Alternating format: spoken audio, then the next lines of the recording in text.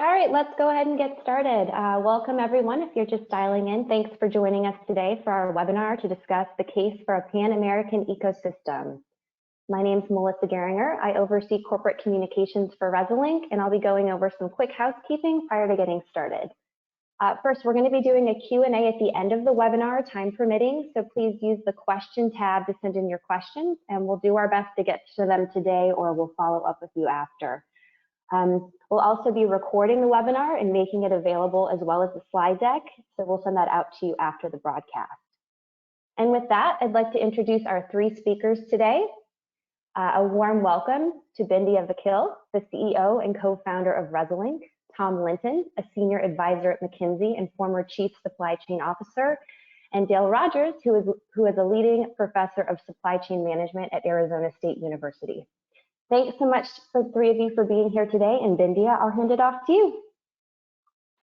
Thank you, Melissa. Everyone, welcome. It's a real pleasure to be here on this topic that we are very passionate about, all three of us. And this was the article that we co-authored in the Harvard Business Review just a few weeks ago.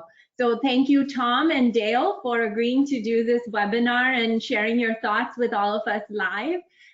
So a real pleasure to bring this together. We will be recording and making it available for future reference, so you can watch it on demand for future as well. All right, so with that, I'm gonna just introduce the topic a little bit. As many of you know, Resilinc works on mapping global supply chains, and we identify where risks are in that supply chain. We identify where parts are actually manufactured, who are the suppliers involved in various categories, where do their factories or their subcontractor factories reside, and what are the risks that are inherent in those various locations in real time. We use AI and machine learning to alert our manufacturing customers and their suppliers when risk events happen. So as you can imagine, as you look at the global supply chain end to end across many, many industries and start to consolidate this type of global data, what emerges is a really interesting perspective on risk, single points of failure, transit times that happen, and how products really come together. You know, in the high-tech or automotive industry, you might have a single product where parts come from 30, 35 countries. And so it's a really incredibly complex supply chain, and literally every product that we use today has an incredibly complex supply chain spanning many countries and trips around the world. And so as we look at that global supply chain, a lot of the transportation and product manufacturing happens in Asia. Over 50% of the sites Resilinc has mapped are Asia-based sites. And as we look at the last year and a half and the experiences we've had, we all came together with this common theme that as we're talking about reshoring sites and relooking at the supply chain with a resilience and sustainability mindset, how can we redesign that supply chain to be closer to shore? So with that, I'll call on Tom to introduce some of his thinking, what Tom calls the Pan-American destiny. So Tom, why don't you share your thoughts? Yeah, thank you, Bindiya. I think one of the things that supply chain professionals around the world recognize, but maybe the greater business community doesn't appreciate, is the downside that globalization brought to supply chains. When it comes to risk mitigation, distance matters. Proximity is better than things that are far away. And although globalization drove a lot of economic development all around the world, the reality is that you want to put the supply chain of your products close to the point of consumption. You want to put it close to where it's going to be sold. And predominantly, a large number of products are sold in North America. So for that reason alone, the concept of a Pan-American type supply chain makes a lot of sense. It improves cash flow by improving balance sheets. It can reduce operating income because labor rates are lower, and it can drive revenue because you can do more when you take time out of a supply chain because you're producing more. So, you know, if we kind of separate ourselves from all the noise and the politics we hear around around this part of the world, I think we really need to start to think more clearly about the fact that, yeah, it may be difficult because not all the suppliers are there at this point in time, but over time, say if you have a multi-year view, a decade view, it will change. And this concept of Pan-American, or let's call it a North-South supply chain versus an East-West one, has tremendous benefits. Those benefits include carbon footprint reduction, sustainability improvement. You're not hauling things on ships that burn a lot of bunker fuel, a lot of messy fuel that pollute. A lot of airplanes carry a lot of cargo, especially in the electronics industry where you have fast-moving parts. A lot of that moves in the belly of aircraft. Again, drives a lot of carbon into CO2 into the atmosphere. So we have to start to really understand the geo advantages that you have between the tip of South America and North America, and try to rethink that in terms of how that land mass can be better utilized for purposes of supply chain. Dale, why don't you talk about your perspective on long transit times and what your observations are working with many companies in electronics and other industries? Well, it's interesting. You know, we over the last 25 years or so, you know, we've really gotten so much better at making those shipments from Asia, port of Hong Kong, Shanghai, etc., Singapore. We've made them really reliable to coming into the U.S. and also Europe, but it's still pretty long. 35 days or so is the lead time, and if you at the same time, those are long lead times. You know, we traded off the lower costs of manufacturing, and I think we've got a slide about this later in the deck. But we can see that the costs in China are coming up as they're really developing a middle class, and the other thing is that I think one of the great lessons of the pandemic, and Bindiya, I think I learned this partly from you, is that it doesn't make sense to have all your eggs in one basket. So maybe you got 3 suppliers, but if they were all in Wuhan in, you know, January of 2020, that wasn't a good thing. So you got these long transit times. You've got concentrated suppliers. There's advantages to that, but there's also disadvantages. You got long port delays. You know, we're still sort of holding ships out in the ocean outside the port of LA Long Beach. So we don't really have 35-day transit times. It's really longer because that stuff's sitting out in the ocean.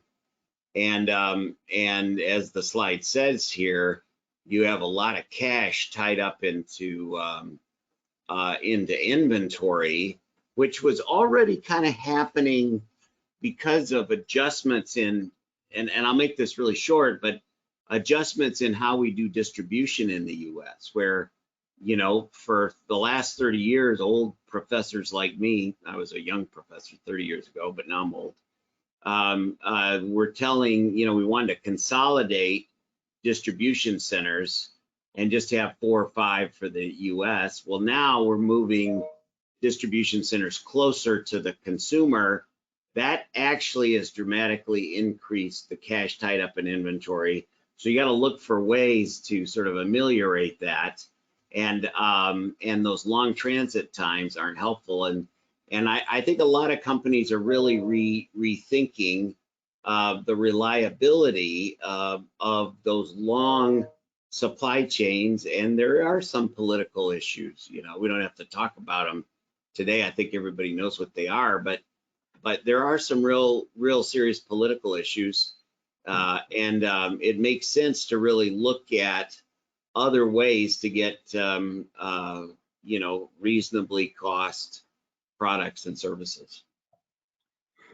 Completely agree. And I think the Suez Canal, I mean, in this slide, we're seeing that single point of failure be the Panama Canal, but we've just come out of several very, very concerning weeks when the ship got stuck in Suez Canal. We're also in the middle of a huge container shortage, as we all know, and that we are dealing with because there simply aren't enough containers in the reverse supply chain going back to Asia as are coming from Asia to different parts of the world. And that's causing a massive supply issue as well. So we have seen over the last year and a half, literally supply shortages on every imaginable category of product as a result of this hugely extended supply chain with very low flexibility, very low agility, and ability to really make a fast change or a fast shift. So speaking of fast, I'll go to Tom because Tom, you have this incredible cash, speed equals cash concept. I'd love for you to expand on this. To Dale's point, what you're seeing on this slide, just showing you the increasing delays that we have experienced since January of 2020 to where we are today across the ocean. So talk about what that means, Tom, in terms of cash and flexibility and agility and how it translates into P&L balance sheet improvements for companies that are very, very significant and material. Yeah, so supply chains are defined, I believe, in 3 words, material and motion. So therefore, supply chains are about time. It's about time. So, and companies operate under a time principle. They have quarterly or monthly or weekly cadences in their businesses. So what happens is supply chains then really have to compress time in order to improve. I mean, if they don't speed things up, if they don't make things faster in some way, you're not going to have incremental improvements year over year, simply said. So now what does that mean? Well, what that means is that you need to look at what are your days of inventory, your days of supply. You have to look at your DOS or DOI. If you're a public company, you measure it, you report it. And you can calculate what does 1 day's improvement equal to me. If I compress my supply chain or speed it up by 1 day, what is that value to me? And that's a direct impact on your DOS, which impacts your balance sheet because it throws off free cash and therefore improves your financial report. So you want to make a friend of the CFO, right? Start talking about compressing your supply chain. How do you do that? Well, you got to take distance out. You got to take distance out because factories are about as fast as they can go. One of the things I learned is that, factories generally, like in Asia, for example, they're operating, something starts at the front of the line, comes out of the back of the line in less than a week. And then you put on a boat for 30 days, or you put it on a plane for a week. So all the effort you go into to speed up the manufacturing process and make them lean, make them better, really get diluted by distance. And unless we can start to, scan or use holograms to move things back and forth, or 3D printing rises to be a solution, distance is an issue. And also in things like technology, because of productivity, prices decline. So when prices are falling, and not a bad example right now because commodity costs with some inflation, but generally speaking, productivity, things, business and commercial and capitalism are always trying to improve and make things cost less. I mean, look at what a TV cost 10 years ago, look at its function, look what it costs today. Look at it 20 years ago, look at its function, look what it costs today, look at a car.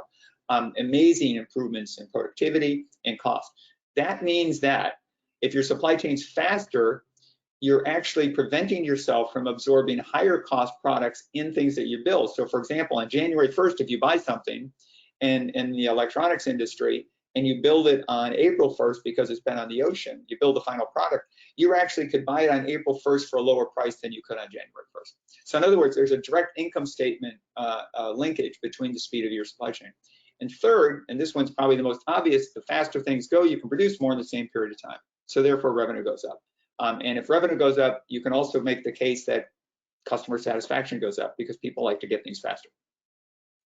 And it's a self-reinforcing loop, right? Because if you're a consistent supplier, you're winning more customers and more business and longer term contracts and getting. So there's a continuous and very strategic competitive advantage to having a flexible, adaptive, and resilient supply chain. Dale, you had a different perspective on the benefits of having this approach more focused around labor, cost savings, as well as some of your points around climate change. Yeah, well, it's interesting if you look at the amount of carbon that gets into the environment through ocean shipping. It's a pretty substantial amount, and so I think eventually we'll probably be looking at that more carefully for companies who are looking to manage their carbon. They're going to need to think about ocean shipping, but certainly also it allows you to be much more resilient. You know, like for instance, Nike, I think is an example.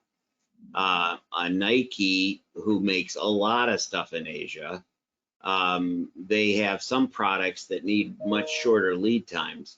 Like for instance, they have the contract with the NFL. Players are you know, changing teams and so on, and so all that NFL product doesn't come out of Asia anymore. It comes out of Central America, and then goes on a ship, but it's a short lead time, and comes into the port of Miami. It's kind of like the old way we used to do a lot of commodities, coffee and pineapples and all sorts of stuff like that.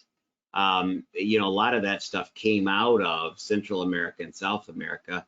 Orange juice concentrate still does. But mostly we kind of abandoned for a long time manufactured goods, and that's mostly coming out of Asia. And now the labor costs in Mexico, and I think we have a slide coming up that maybe says that.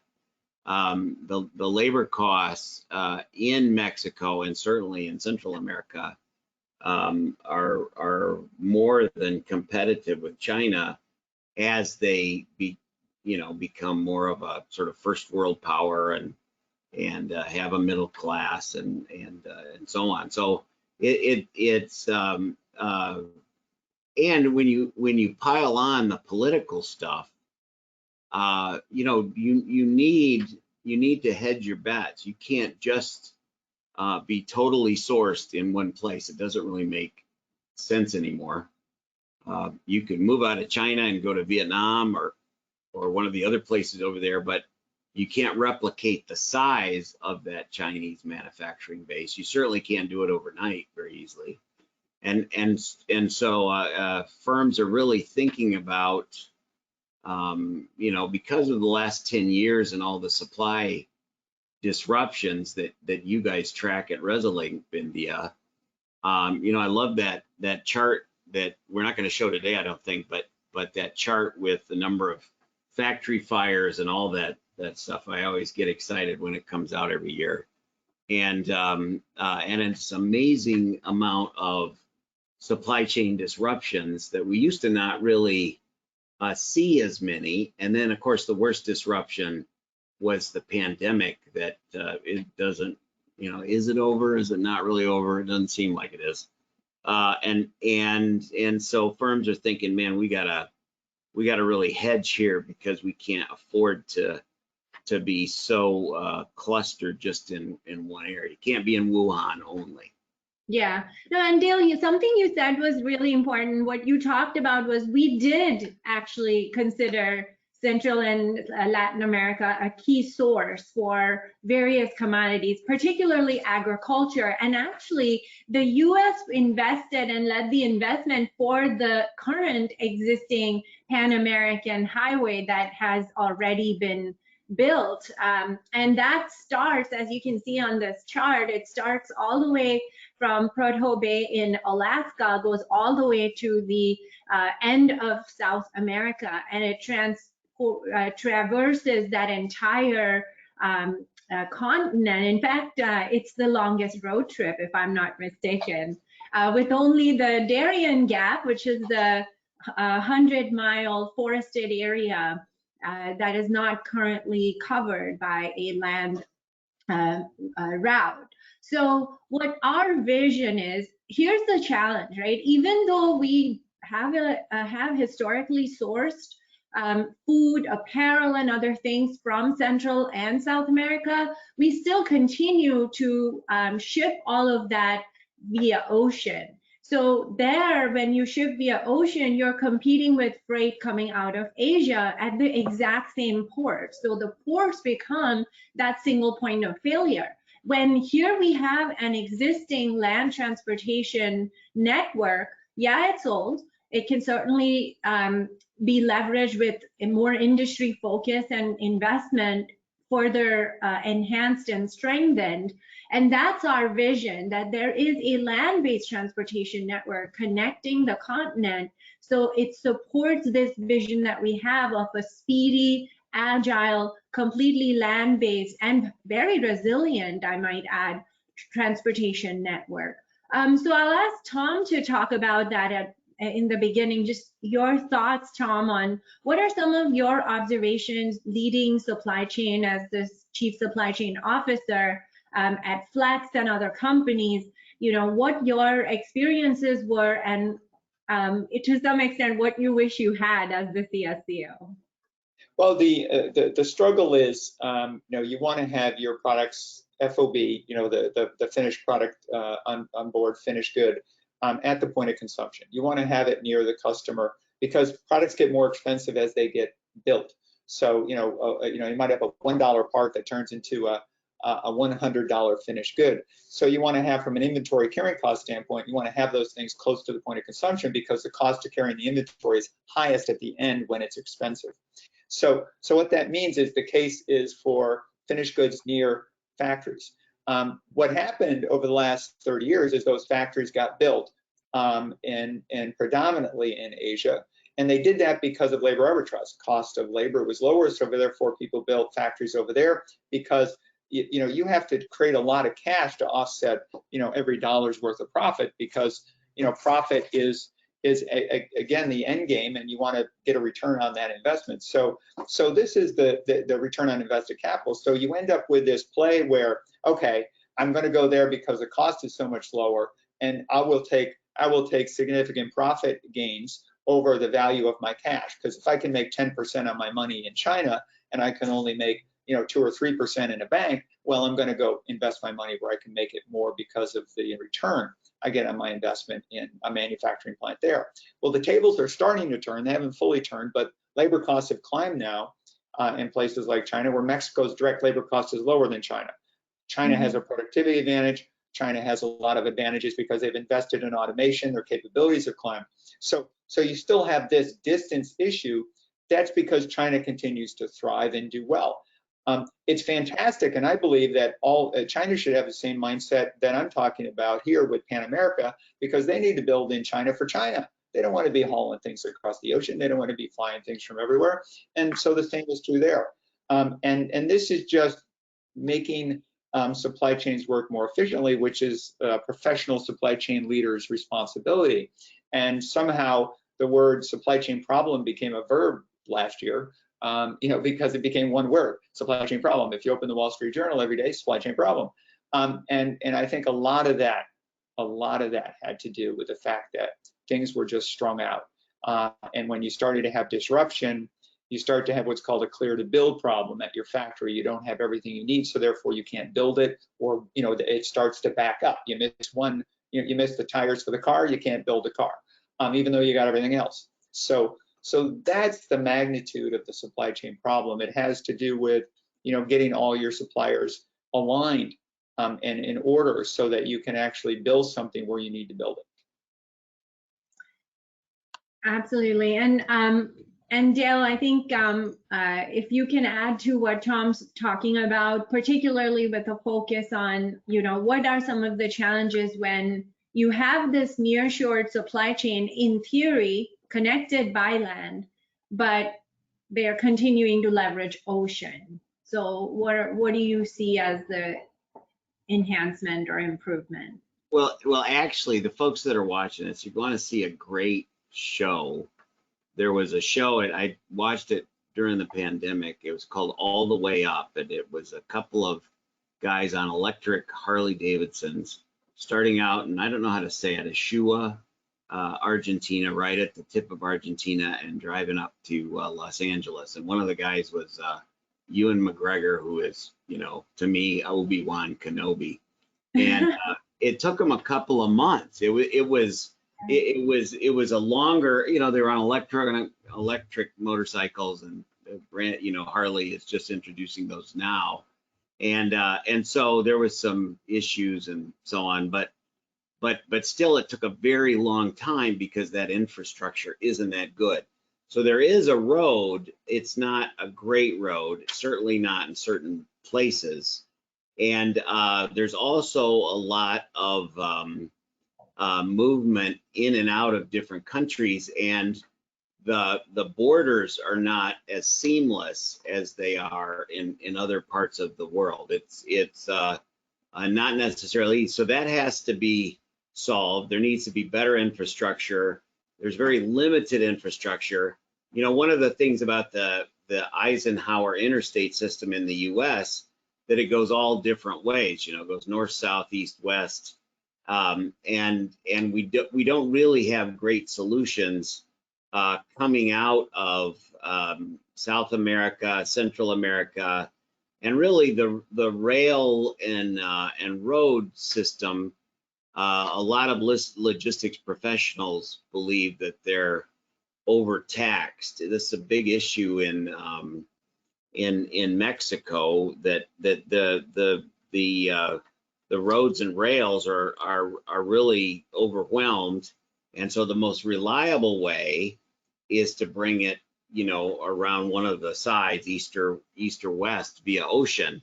And for this to be a real sustainable alternative, there's going to have to be a greater investment. I mean, if you look at what China's done over the last 30 years, it's just incredible the amount of investment. I know Tom spent a lot of his career over there, and what China was like in 1980 something is a completely different place than 2021, and a big part of that was improvement in infrastructure that really helped pull them in to the 21st century, the same way that our interstate system, and, you know, 100 years before that, our rail system, our fledgling rail system in the mid 1800s, both of those really changed the dynamics in the United States. And so there does need to be more investment in road and rail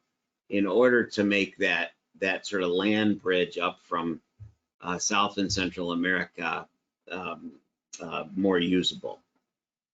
Yeah, so completely agree. And to add to just what Dale just said, you know, there are significant challenges to overcome, right? I mean, to Dale's point, China has spent trillions of dollars on the Belt and Road Initiative. They have been working on doing something similar to what we're talking about here in Asia and Africa, recognizing that the supply chain advantages of having a connected ecosystem, the economic advantages are many. So well, and just really one more thing on that, Bindiya, that Belt and Road thing, which this could be a competitor to that.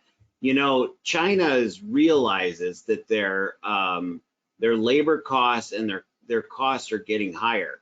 So the Belt and Road is both, you know, sort of a replication of the old Silk Road from, you know, nearly 1,000 years ago, and both for consumer markets, new markets, how to serve those, but also it's new ports, new places of supply, and you know, you could see if we develop this link, you know, this Pan-American link, that there's a lot of low-cost manufactured products that's going to flow upwards, but there's probably a lot of good things that are going to flow southward as well. Yeah, absolutely. And on that, you know, this is, we talked about the supply chain imperative of why we need to do this, but strategically at the national geopolitical level, humanitarian level, as well as a global strategic advantage for our country or our region, this is a very critical thing. If we just look at national security, right? So Belt and Road Initiative was initially supposed to be an Asia-Africa initiative. As Dale mentioned, connecting resources, 30% of the world's unexploited resources are in Africa. Labor, average age in Africa, 18 years. So low-cost source of labor, water, land, resources, all flowing through ocean into China. We're all fighting over South China Sea, when here they are working on a backup plan, connected land ecosystem all the way through Africa and into China, through Asia. That's one thing. But if you look at Belt and Road has actually also arrived in South America. So there are ports and road and industrial parks in Honduras that are now connected to the port in Honduras, which has been receiving investment from China. So this is, again, a critical national security concern, because here we are in our backyard. We have a country with very different interests making massive infrastructure bets. And Honduras, Nicaragua, El Salvador, some of the Central American countries that are, economically weak today, that are falling into these types of debt traps. So from a national security perspective, this is important. We also see narcotics taking a hold when the government does not have the economic resources to fight drug trade. That's when we get narcotics take root within our backyard again. So that's an important thing. From a humanitarian perspective, when you think about what happened in China when supply chains went to China, it lifted 300 million people out of poverty. So supply chains have the power to make massive change in the lives of people. And right now in the US, we're talking about critical things like immigration and caravans starting. It's because people don't have legal employment opportunity, and supply chains have the ability to fix that. So I think it would be really interesting, Tom and Dale, to kind of hear your perspective on some of these strategic imperatives on the value proposition to the US and Canada and Mexico in taking a joint approach and solving multiple problems with this solution. Any thoughts on that? Yeah, well, first, I would say that I think, the American way has always been optimistic and really strong on making sure that you move forward. So I think in some ways, since Hawaii and Alaska got involved with part of the United States, we kind of lost our nerve to try to figure out how to make things better. And if you look at Central South America and Mexico, there's an enormous opportunity to make that infrastructure better as well. I know there's a big infrastructure bill in Congress right now, but I think the World Bank and others, I think there are other things that can be done to help expand and link the infrastructure of North America in a more meaningful way. The first trip I took to China was in 1983. I was on a business trip. I was sourcing parts for what became the IBM personal computer. And I took a trip north of Hong Kong. I couldn't get into China easily, so I had to take a ferry. There was no land route. There was a rail route, but it was shaky. And so I took a boat. I took a boat up to Shekau, which is in the northern part of Shenzhen. Now, Shenzhen, as we all know, is one of the largest, beautiful, thriving cities in the world right now. But when I got off the ferry and got in a van, it was a dirt road, to get to a factory that potentially could assemble something for me at lower cost. So the point I'm making is that was what, 1983, fast forward now 8 years later. What does 38 years from now look like in Central America and Mexico? If we don't start thinking about that strategy today, if we don't start putting the ingredients in place today, we won't see the benefits that we need to see. And those benefits will be for the United States because they're consuming those goods. So therefore, if you look at inflation right now, you don't want higher cost goods. You want to drive down cost. You want to make things at lower cost. So why are we making things at high cost labor when we can make things at lower cost labor? Well, the problem is it's not made there today. So how do we as leaders actually help make that transition possible? How do we make it easy for companies to build in Central, South America, and Mexico? How do we build infrastructure and incentives to make those companies want to be there because they can't afford to make that transition easily? They oftentimes don't. The interesting thing is, when a finished good is done, you pick it up at the dock in Asia and you ship it to the United States. The suppliers aren't paying for that. The consumers are paying for that. So we've got to start to create the vision and the strategy that actually is bigger than just the current situation. Because one thing that the COVID-19 crisis taught us is that how fragile supply chains are. And if you inject a little bit of noise or volatility into a supply chain, like the virus did, what happens is they can collapse very quickly and problems can surface very rapidly. So I think hopefully one of the lessons out of this will be, how do we rethink our supply chains? And I think just propose that one of the ways to do that is with a Pan-American strategy or a Pan-American vision. It's not going to happen overnight. It might take 5-10 years, like Belt and Road. That was 2013, I think, is when that was launched. Look at it now, 8 years later. So I think that something could be done, and it can be done in a way that would be very, very positive for consumers. Both, as I said earlier, China manufacturing in Asia, or Japan manufacturing more in Asia. And we got to stop from a carbon impact standpoint. I think I could make the case. I don't know, Dale, you might know the statistics, but maybe up to 20% of carbon in the world is caused by a lot of airplanes flying around hauling stuff, and a lot of boats driving around pulling stuff. So I think that you could make a very meaningful impact on the environment long term with a shift in how things are done. Tom, so Dale, before you jump into this topic, I want you to actually talk about, because you work with a lot of semiconductor companies. Obviously now you're in ASU in Arizona. There are a lot of wafer fabs coming into Arizona and Texas. Can you talk about the semiconductor supply chain as we look at reshoring it? What is it going to do to the global supply chain? What is the complexity that we are adding here? And what's your perspective on how do we do this in a scalable, cost-efficient way? It's interesting. So there's some very important semiconductor companies sort of close by here in Arizona.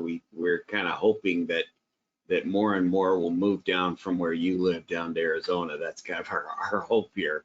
And it's interesting because 20 years ago, probably I think it's about 25 years ago. It might have been 96. I did a project with Semitech, that semiconductor consortium, and I was so surprised how many miles a semiconductor got.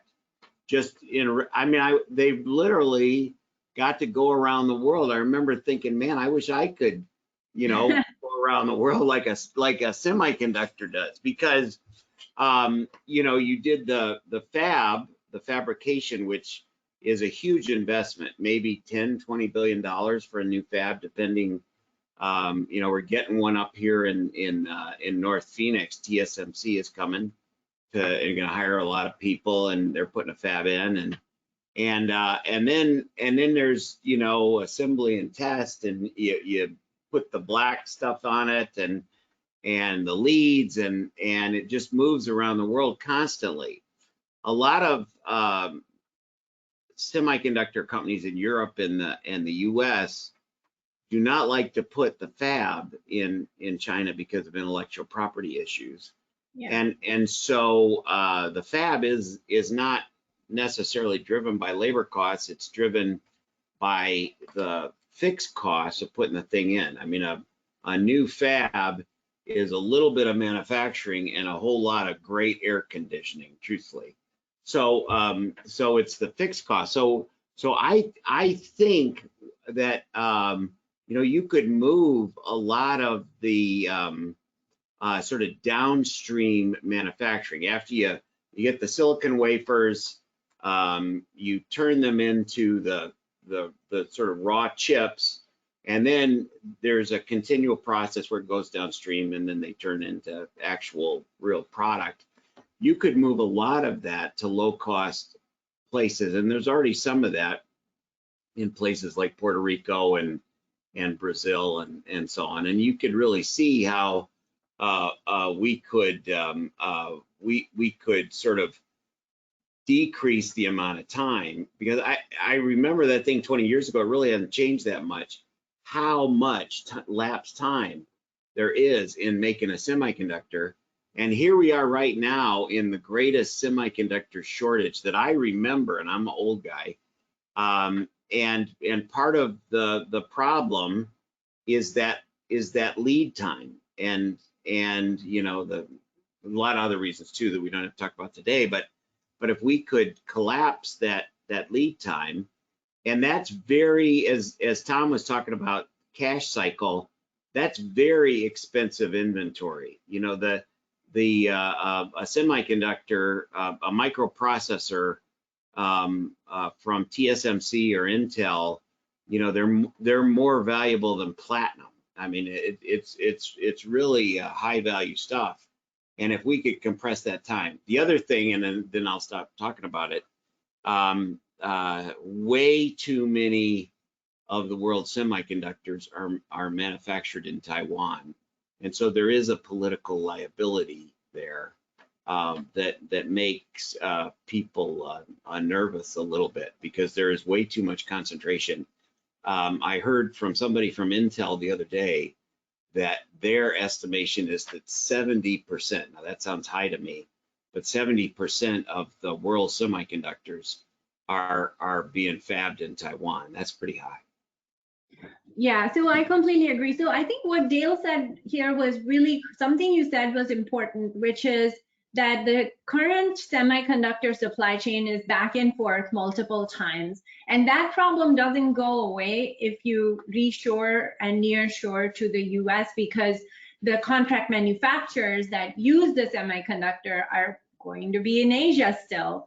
And so here you have a situation where today the supply chain is Taiwan, South Korea, Singapore, to different parts of China, Malaysia, etc. It's actually a shorter supply chain at the semiconductor and tech level. But here, what we're talking about is we reshore only the semiconductor piece.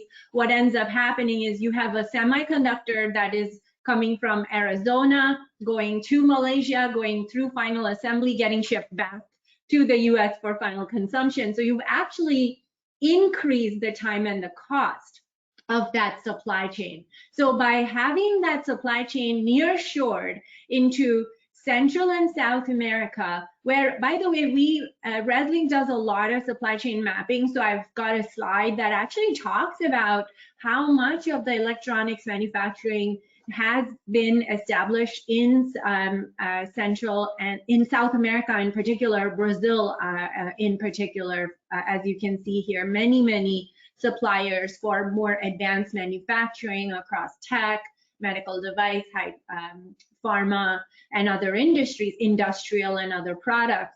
So there's definitely an industry here that can expand in South America that feeds that ecosystem. So the semiconductor, instead of going from US to Asia back to the US, going from US to Central or South America coming back. It's a much shorter, much more streamlined supply chain. What Tom's point earlier, speed equals cash. So Tom, anything to add on this one? Yeah, I just would add, you know, you talk about a thriving ecosystem of suppliers. You know, one of the things people say, well, we don't want to add the number of suppliers we have. We already have suppliers in Asia. We don't want to add ones in Central or South America, because then we'd be adding suppliers. I think we've got to get over that mindset. You know, if you think about buying milk, you go to the store to buy milk. You know, are you better off if there's only one choice or if there are 10 choices? And do 10 choices lead to lower prices of milk versus two choices? Probably. So capitalism will always find the lowest point. You know, cost, like water, will always flow to the lowest point. It will always seek it. So you want to have as much competition as possible. You know, you read Adam Smith in Wealth of Nations, 1776, he wrote that book, right? He talks about how supply and demand, and how you'll always have competition be the way that will drive capitalism forward. So this is the world that we live in. So if that's the case, you want to, don't hesitate just because you're saying, well, I don't want to add a supplier in Brazil because I already have one in, Thailand. Well, maybe you do, because the guy in Brazil might be a little bit more expensive now, but in 5 years he might not be, or he might have other advantages like cash that you don't currently have as a big factor today because he's just doing a small amount of business. Yeah. And speaking, yeah, go ahead, Dale. Anything to add? Yeah, I think Tom's exactly right. We really you can't think of, we don't want to have a small number of suppliers. It's kind of like how we're rethinking distribution, and certainly you need multiple suppliers. And I think the last 10 years, we talked about this already, the last 10 years have really taught us that you need not just a diverse supply base, but you need a geographically diverse supply base. I think really I've learned that from you, Bindiya, when I remember we were talking, it was right when the pandemic was just getting going, and we were standing here in Tempe here, and you were telling me the number of suppliers in Wuhan and how many companies basically had their whole supply base clustered in Wuhan, and they weren't getting anything from anywhere. And so just as an intelligent sort of risk management, being resilient, you have to have different geos for suppliers, because who knows where the next earthquake is coming, or hurricane, or pandemic, or political uprising, or whatever. You're going to have to think about that and have ways of continuing to have product flow even when these disruptions take place. Yeah, no, I completely agree. And our data shows only about 25 to 30% of companies have a backup site with the same supplier identified that the supplier has identified for their own operations. So we definitely see that there's a real issue here where companies have focused so much on primary site or sourcing from distributors, they haven't really mapped the supply chain. So just here, what we wanted to show you are a couple of things around what we see. Central America, I think, so much opportunity, right? When I see the statistics here, the poverty levels, the unemployment rates, the median age, the lack of advanced manufacturing, I don't see problems, I see opportunities. And the proximity, the most important thing is proximity by land to our top consuming regions of the United States, Mexico, Canada, etc. I see this as a huge opportunity. If you look at just an age comparison, here in the US, average age 38.5 years, so very difficult, and plenty of service sector employment opportunities. So it's very difficult to fill factories with people. For several years now, we have had truck driver shortages. So we talk a lot about automation, but beyond a certain point, you simply can't automate every step in that manufacturing, warehousing, transportation, logistics, and delivery process, right? So you are going to need people, and we simply don't have people, and our workforce is diminishing. The demographics here are very, very different compared to what we see in Central America, where they have people, willingness to work in factories, as well as the median age group of people that typically would go for factory employment. Tom, you have any, I think you have some experience with this labor issue. Yeah, so I mean, it's really a tragedy, right? When you look at these people marching up from Honduras, right, to Mexico and then trying to get into the US. I mean, just because they can't find opportunities. And I think, all the billions of dollars that are being spent to try to prevent that could be spent and invested in different ways. So I fully understand that. But labor, is right now shutting down a lot of the American growth right now. I mean, it's becoming, whether you're talking McDonald's or whether you're talking anything else, I think it's causing a lot of the C-suites of a lot of companies to realize that they need to automate, that they need to move in automation, because automation leads to no regrets, right? You end up not having to worry about labor as much when you have automation. So labor, really is a huge issue in the West right now, and it's not just an American problem. I think it's a Western problem. It was very difficult, for example, in my experience, to open factories in the US because you couldn't get the labor to fill them, or the types of labor that you needed to fill them. It just doesn't, it's not as easy as you think. Manufacturing jobs are sometimes more challenging than making a latte at Starbucks, to use an example. And when you can make $20 doing that, do you want to make $20 sitting at a bench assembling an electronic device? That's the challenge. That's the challenge that we face as a country and economy. And you're seeing that now in China. A lot of younger people, because of their prosperity, because of their advance, are unwilling to fill some of those factory jobs that they filled for the last 30 years during the economic growth that China experienced. But now you got a generation of people who, likewise, are going to universities. They're not working. They're not being shipped from farms in. They're actually going to school, or they're doing other jobs in the service economy, or things that are not in the manufacturing space. So looking for manufacturing labor where you have people who are at a massive disadvantage, poverty rate, can lift them out of poverty the same way that we lifted other economies out of poverty. You could argue that in some ways Europe lifted the United States out of poverty back when it was starting out. And there's always somebody who's the imbalance of capitalism, right?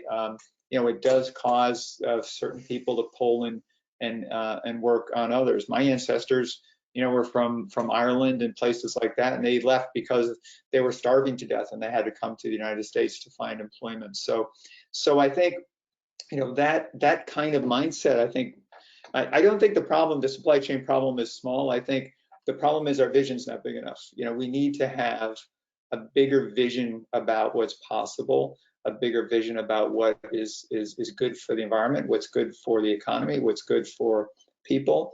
And I think sometimes we get lost. So I think supply chain leaders, the challenge, I think, to all of the audience here is to really step up and see what can be done differently, because I think it's good for companies' bottom lines. Yeah, very well said. So we have some statistics here on just the top exports by various countries. I'm going to talk a little bit about Central and South America. South America in particular, very, very thriving, particularly countries like Brazil, Argentina, Peru, etc. You saw in the previous slide, we were showing some of our data on the different types of components. In Costa Rica, there's an emerging medical devices sector. We see a lot of companies setting up operations over there for advanced manufacturing, particularly medical devices.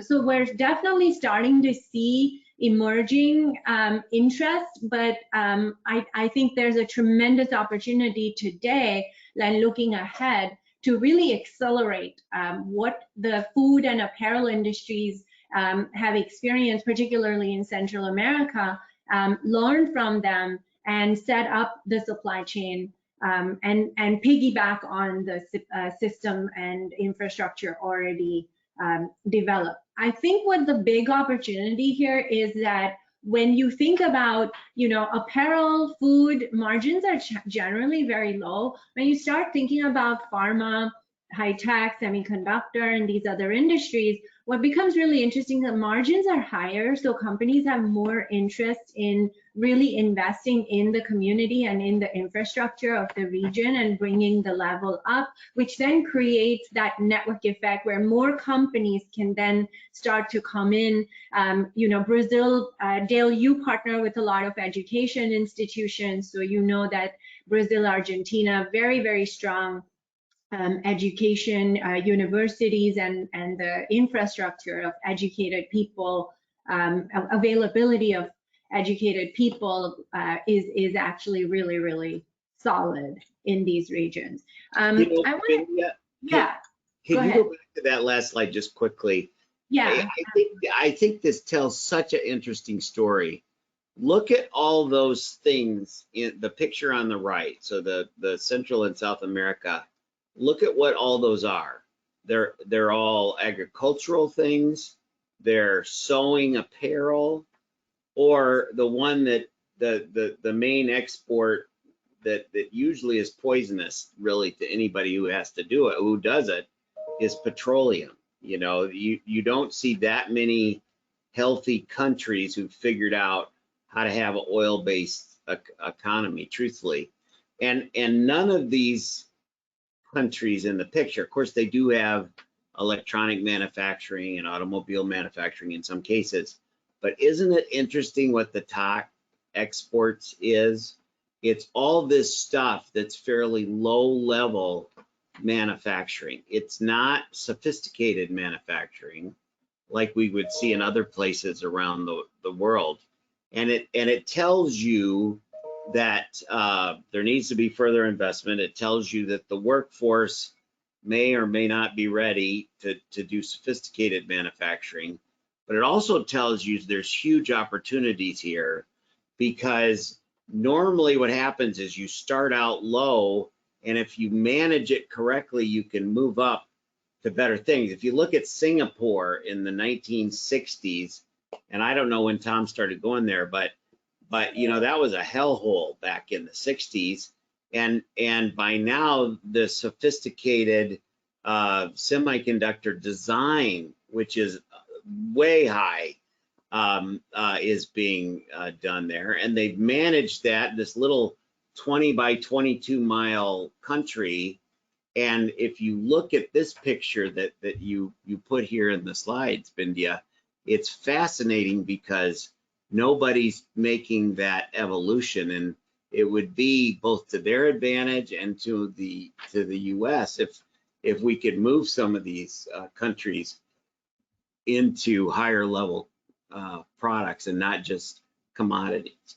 Yeah, no, and just a quick couple of things. You know, obviously Resilinc does a lot of event watch monitoring, so we just wanted to share some of the risk profiles of the regions that we're talking about, the type of disruptions that we see today. We also had some, as Tom alluded, and Dale, you know, some stats on labor costs. As you can see, you know, certainly Mexico is definitely very, very competitive now. You know, some of the Central American countries much, much lower by comparison than even Mexico. Median age across these countries much, much lower than where we are, and so very conducive. But very importantly, and we talked about this, you know, we're putting up wafer fabs in Arizona, Texas, very, very drought and scarce water resources there due to all the climate change related challenges, whereas here in 5 of the top 10 countries in South America have freshwater resources, are some of the top water producing nations in the world. So there's definitely the infrastructure, the resources, the things that are critical to fundamentally run and operate factories are there in these regions. So just some final thoughts as we kind of near the end of our hour. You know, we talked a lot about what are the opportunities. Maybe we could just spend a few minutes. Obviously, China has done this. We are at least a decade behind, I might add, in this. So as Tom said, you know, the thought process needed to start years ago, but if we don't start it today, then it's already too late. So how do we talk about or think about some of the challenges, or how to monetize if the US, let's say, takes the lead? So I'll start with Tom. Tom, any thoughts on that? Yeah, well, first, I want to thank you, Bindiya. I think this is an important topic, and hosting this webinar, I think, is this really good way to start that conversation. I think it's going to be a public-private partnership. I think there has to be a better coordination between how states view this. They all compete with one another now. It's almost like 50 countries at times when you're investing. I think you've got to have a more pan-Pacific. Pan-American view. We've had a lot of Pan-Pacific conversations. We talked, in the past decade about more of a Pan-Pacific thing, which is important, and I'm not saying it's not, but there's got to be more Pan-American. There's got to be more about how we're going to work together. I mean, let's face it, Canada, might very well be circled by water, on the north side there, and within the next 50 years for sure. So we've got to rethink what that all means and how we work together. There are neighbors, both Canada and Mexico, Central America and South America. Together, it's a large potential group of trading partners that can do a lot more than they're currently doing. It's not about coffee and bananas. I think we've got to move beyond that. And I think we can do that. We've got a huge engine of investment. It flowed all because of labor arbitrage. It just flowed in one direction in the 80s and 90s, and I did it. I was part of that process. But now I think that trade flow has to shift, and it's going to do so when people and leaders really attempt to try to start the process of doing it differently. And I think the economics are there now. I think that's what makes it different this time. Dale, any thoughts on how do we monetize this? Yeah, I think absolutely. This is one of those things that just makes sense. That we've never seen this much change ever. There's more supply chain change, more disruptions, more, and this is just one of those opportunities that's very obvious. And kind of going back to what Tom said in the beginning, Americans have always been positive and optimistic, and actually conquered things. We figured stuff out, and this seems like one of those solutions that's staring us in the face, and that we should really grab this opportunity. And it'll be sad if we don't. Thank you, Dale and Tom, for those comments. I think, and we tried to get through most of your questions as they came along in our comments. So hopefully yours were answered, but we certainly will circle back by end of today in case there were any that we missed. Thank you so much for attending, for listening to us talk about this topic. We are extremely passionate about, as you know, Resilinc's vision is to build strengthen the supply chains that power our lives. We've seen what happens when supply chains fail. Over the past year and a half, people have lost their life when supply chains have failed them. And our goal, our purpose, our mission is to make the global supply chain resilient, sustainable, fair, and secure. So this program that we put together today, everything is to that end. We believe supply chain is a force of change, can solve the big problems. It has shown us it can do that. So thank you all for participating, for believing in this vision, and I really hope that together we can make it happen. Thank you. Thank you, Bindiya, Dale, and Tom. That was an extremely compelling discussion. And to our audience, thanks for sticking around. We will be sending out a recording soon and hope to have a recap published on our blog in the next week or so. So please be on the lookout for that. And in the meantime, take care, everyone, and we will catch you on the next webinar. Great.